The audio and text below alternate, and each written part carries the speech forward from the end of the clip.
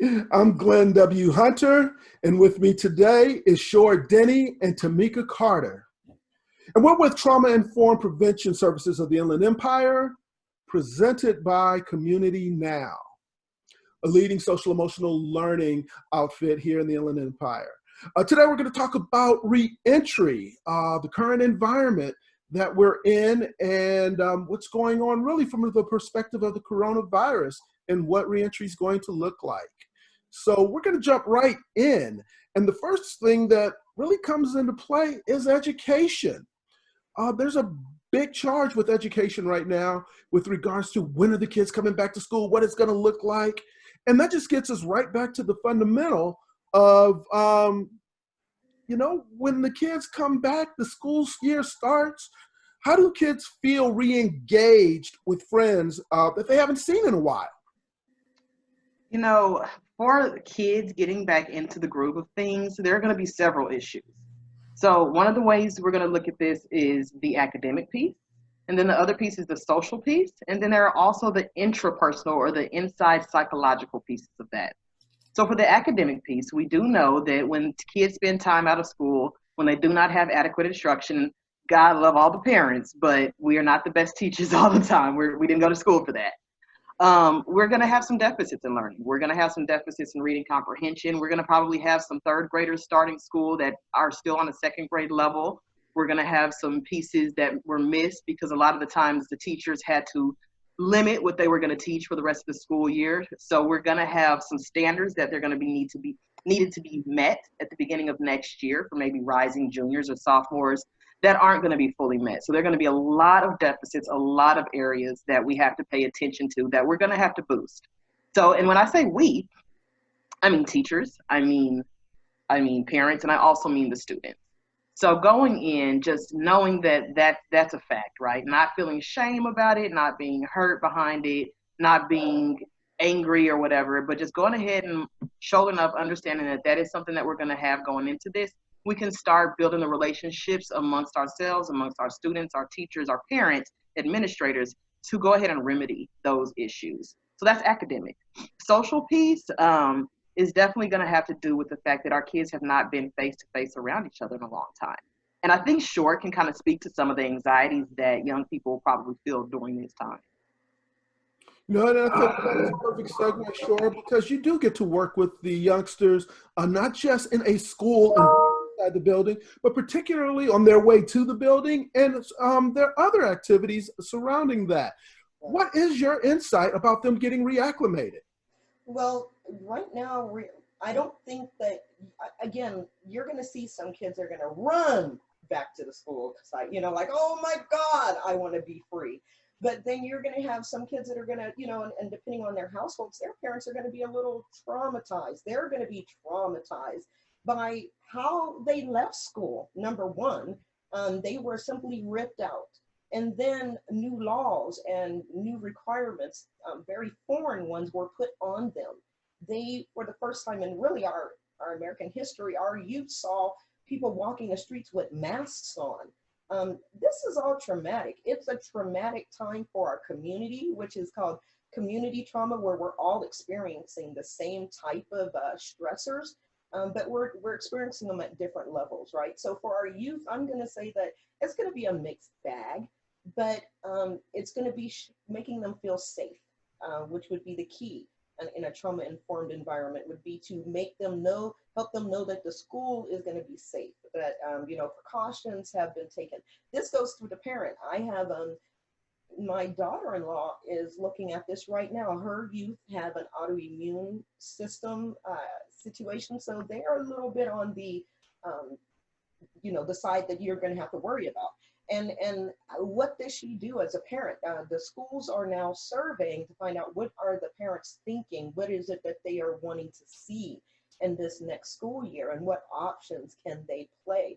So with the kids reconnecting, some are going to reconnect, and it's going to be some total virtual world because parents are going to be ready to let their kids they're not going to be ready for the trauma imagined of if their child goes to school and gets ill. Right? It's going to be the traumatic response of that. So they're going to keep their kids at home. Some are financially and all that going to be forced to send their kids back to school, and they're going to just deal with, you know, and the trauma of that, of, you know, whatever happens can be very heavy, weigh heavily on an adult or a parent that's got to send their kids back into an environment that they don't know is safe. So again, I go back to safety and making sure that everyone knows the rules, sees what's going on, and how they're trying to keep our youth safe is going to be the key. I mean, I I love really respect the way you talk about safety and trauma in that framework, Shore, and I think you can't overemphasize it. However, Tamika, as that comes to fruition, you're the one that has to look the parent and the child in the eye. What's that going to be like? You know, I love what Shore was saying about the trauma of the removal from school. I think we've overlooked that a lot because we weren't there. And so when I go back to that March date, that Friday, that I knew it was coming, and I almost, you know, luckily for me, I had my kid picked up right before the rush. But the description of what it was like with the principal running out like this, the teachers, papers in the air, our kids were some of the first to witness this chaos. They saw it. We panicked with the toilet paper, but before it got to the toilet paper, they were being moved out in a way. I mean, we look at our college students in the images. It looks like when we think about foster care, when we think about throw your stuff in a bag and move your life now. And God, our college students, who a lot of them weren't even don't even have a place, didn't have a place to go back to, or had to negotiate that, had to negotiate roles in familiar relationships that they may not have even, you know, you had to work out something with your uncle who you didn't get along with, but now you're homeless. And so we're dealing with all of that. Now they owe people, and then they've got to get back into the swag and the swing of school. There are so many things that these young people are getting ready to have to deal with on an adult level. It's sad, and it's not fair to them. And so as we deal with this, as we talk about schools, what I always advocate for is make sure that as we look at, I talked about the academic piece, I talk about the deficits there, and the tutorial programs that might have to go on to get our kids up to speed, the understanding between parents and teachers about the gaps in learning. I hope, my goodness, that we have the mental health support that is there for these students who are afraid to hug each other, who might get into fights because one of them is ready to be high-fived and the other one's not. Are we going to have the resources on hand to deal with the traumatic effects of what our young people are going to go through right in that school building that is going to impact their ability to learn, to sit, and to focus? I hope we're ready for that. I hope it doesn't look like just police. I hope it doesn't look like things that have creeped them out. I mean, anytime our kids return from a school shooting, we do that, right? We beef up. We beef up on mental health. We beef up on crisis intervention. We've got the suicide number all over plastered. And so I just hope that what we're doing now to support mental health, we take back, and we don't look at schools reopening as it's now magically fixed. The magic solution was to reopen, because there's going to be all of this complex trauma, all of these things that have been triggered. I mean, I work with patients who have had to deal with toxic parents who they had created boundaries with just because they needed a place to stay or because they needed some support through this time. And so there's going to be so many of those things that we're going to have to really work through. And so again, just kind of going back to that, the way they had to snatch up their things like foster care, but we're going to have to think about the grief and the losses that foster children deal with that separation, with that loss of control. Because when we talk about loss of control, we now are starting to look at things that lead to addiction, because addiction is a it's a big into control. Everything's about control with addiction. And so there are going to be so many problems popping up mentally and psycho-emotionally with our young people that we better be all hands on deck with this thing.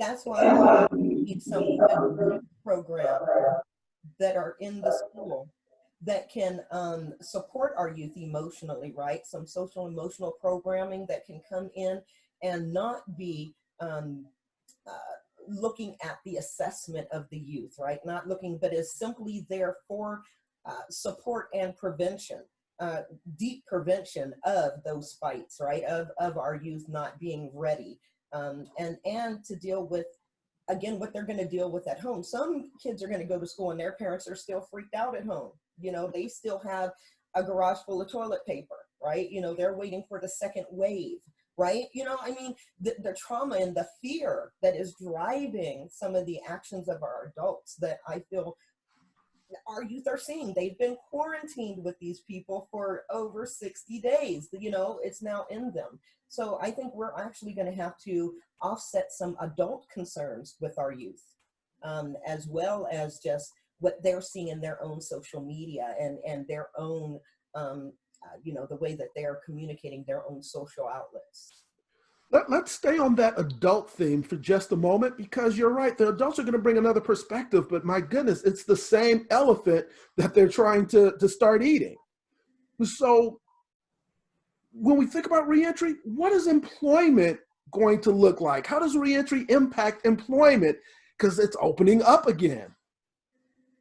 Freak out from my side, right, of trauma, because we haven't dealt with the trauma yet. We're still trying to figure out the rules, and should I wear a mask or shouldn't I? I mean, we're still, as adults, now when we just are seeing horrific stories, terrifyingly traumatic stories on TV of nurses and doctors and people, who are not surviving COVID, and then those who are and who are not coming out of this hole, right? They are forever impacted by their time with COVID. So when we see that, and then you're saying, okay, now just go back to work. And I'm talking about, not talking about the socioeconomic pressure.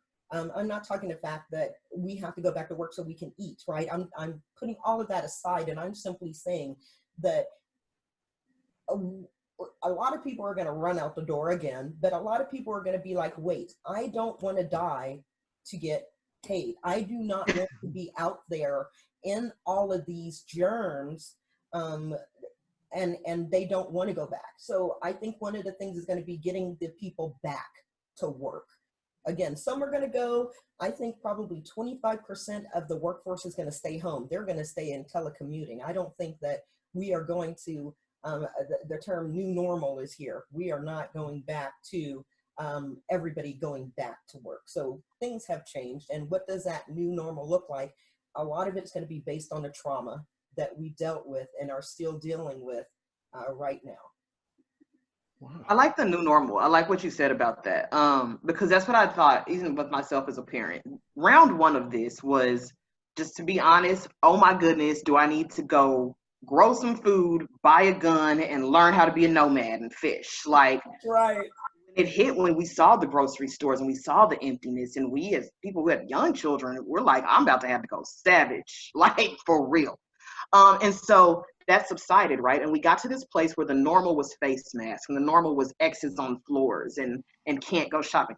And we accepted that as our normal.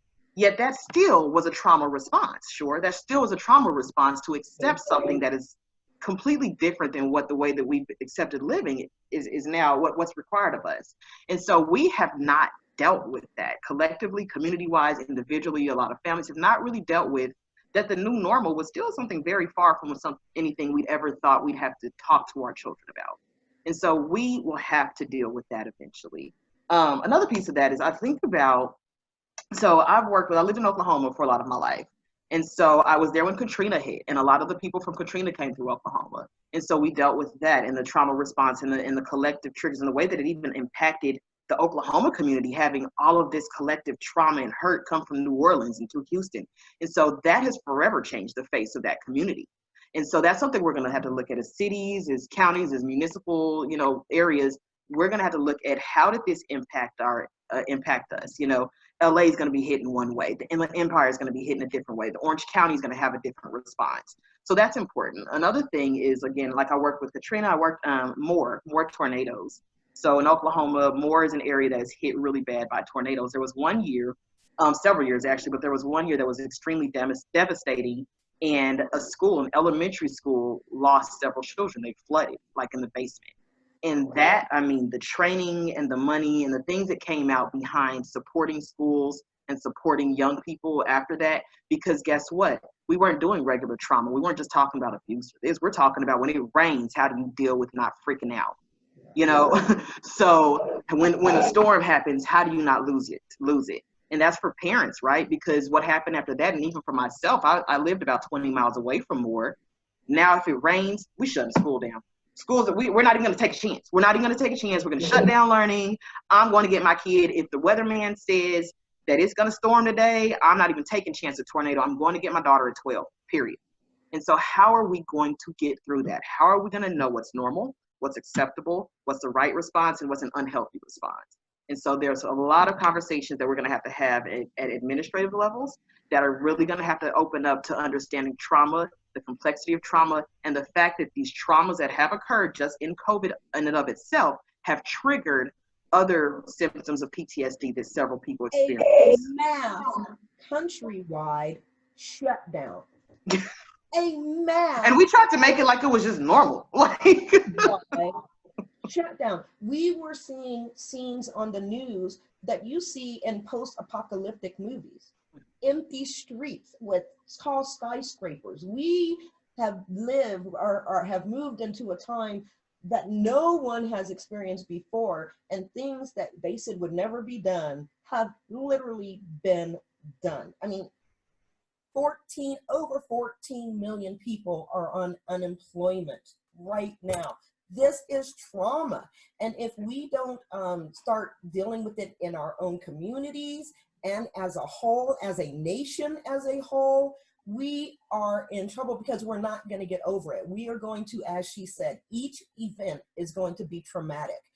They're already saying we're going to have another session with this COVID in the fall. So they're already setting up the trauma, right? They're already getting us anticipated. We're already in that anxious state.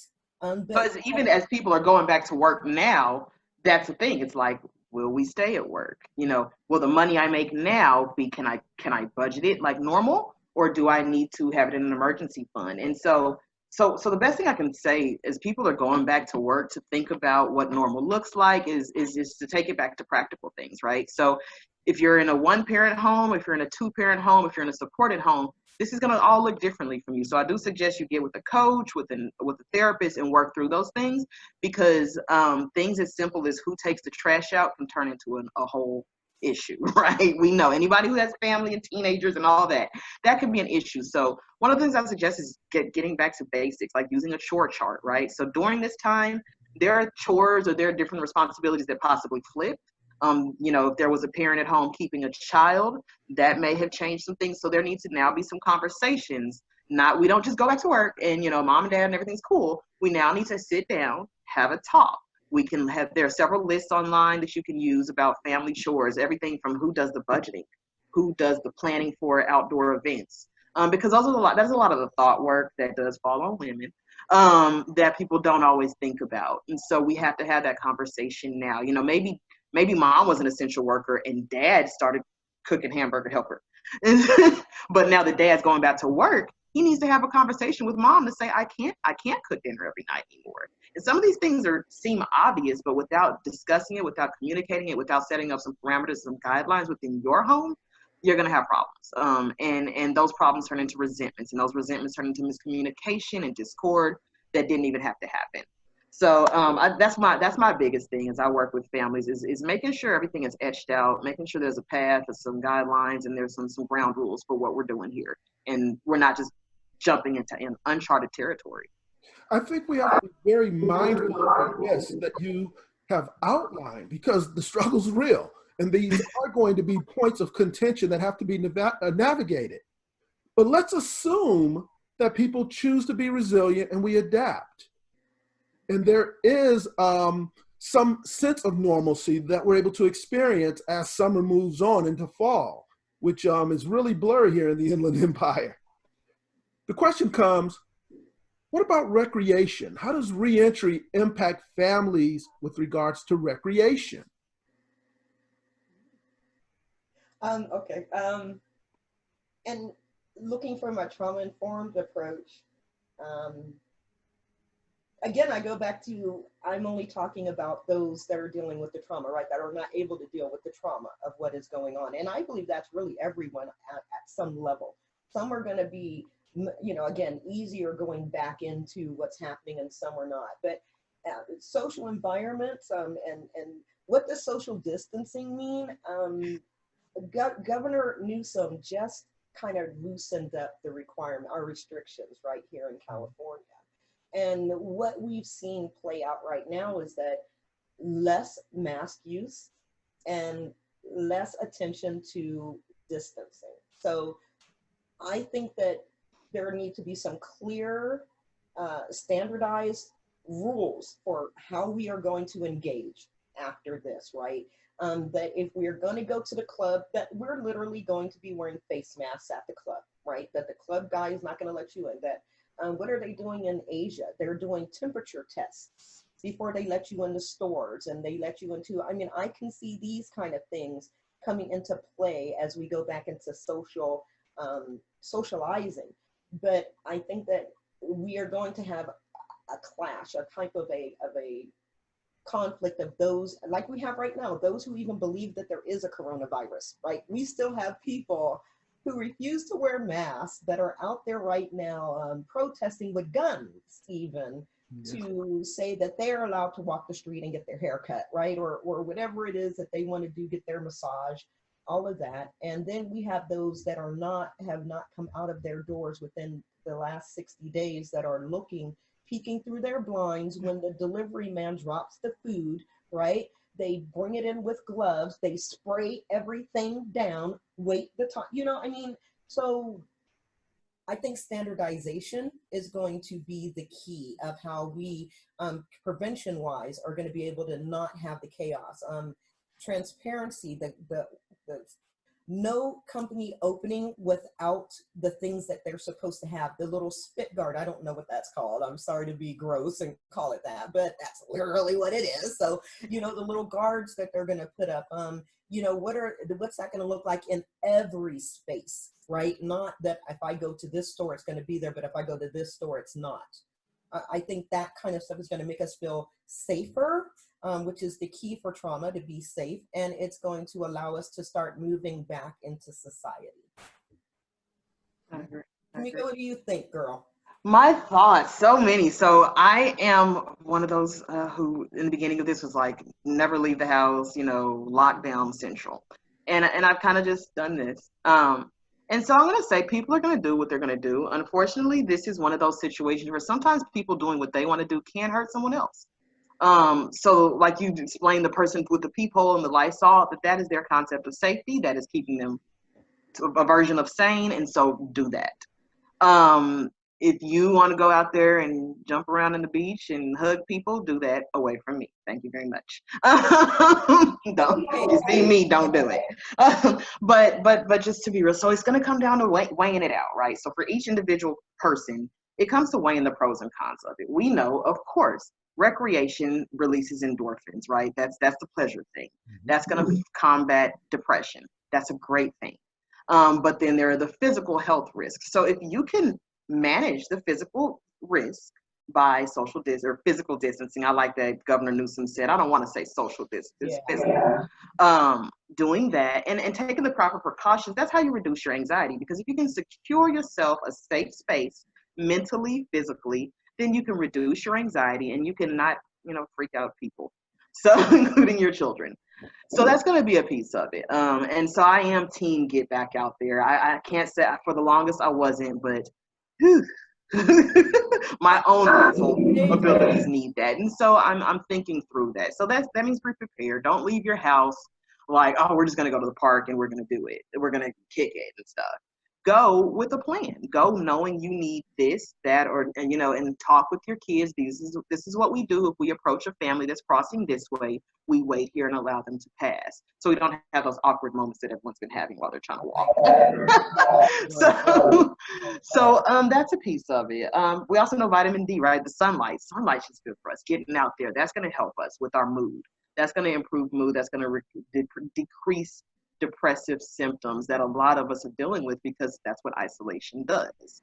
And it kind of works as a cycle. You isolate yourself when you get depressed, then being depressed makes you isolate yourself. So like a lot of the Orange County people have said, the beaches were fighting back against the governor, and they were like, yeah, mental illness is a real thing. And the beach, I am one of those people that the beach just does something for me. And so I want to see that, but I want to see it with safety. And I want to see it again with people weighing out their own individual pros and cons of it.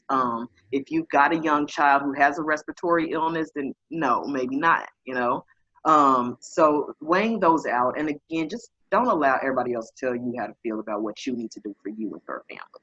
That is the thing I am so tired of seeing in all of this, that people are trying to tell other people how to live and what to be afraid of when you don't have the same household, you don't have the same health risk, you don't have the same finance. You know, maybe you guys can afford to get coronavirus. Maybe they can't. Maybe they can't pay the hospital bills. Maybe you have insurance. Maybe they don't. So don't judge people, and don't allow judgment and shame to occur in your life if someone is telling you, okay, don't do this, because they don't know your life. Well, man, I want to keep this going, and the clock's working against us. And sure, I need one thought regarding reentry that you want the audience to take away from this riveting discussion. Do not live in fear. I would say that we need to be serious about the precautions that we take for ourselves and for others.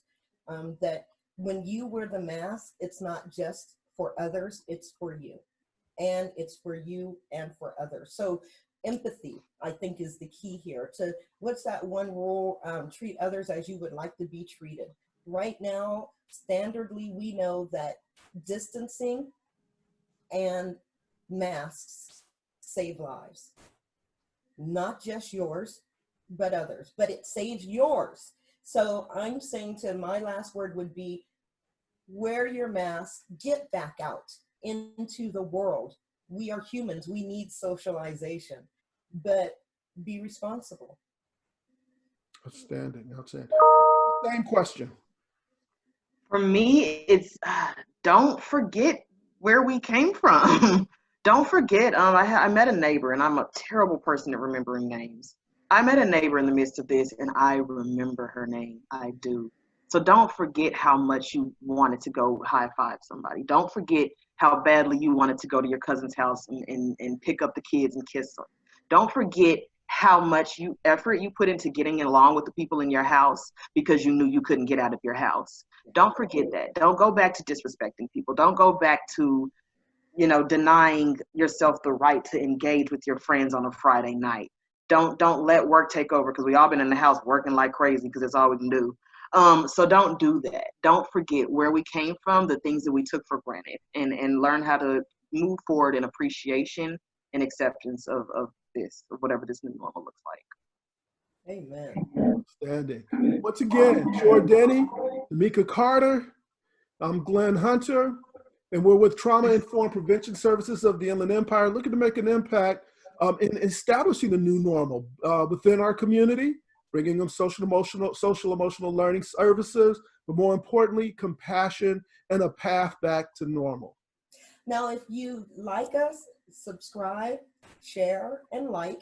And also, you can reach out to us at communitynow.info if you want to talk more. We have coaches and clinicians and all mental health professionals there waiting to support our community. So contact us and stay well. In closing, be healthy, be safe. We look forward to talking to you again very soon. Adios.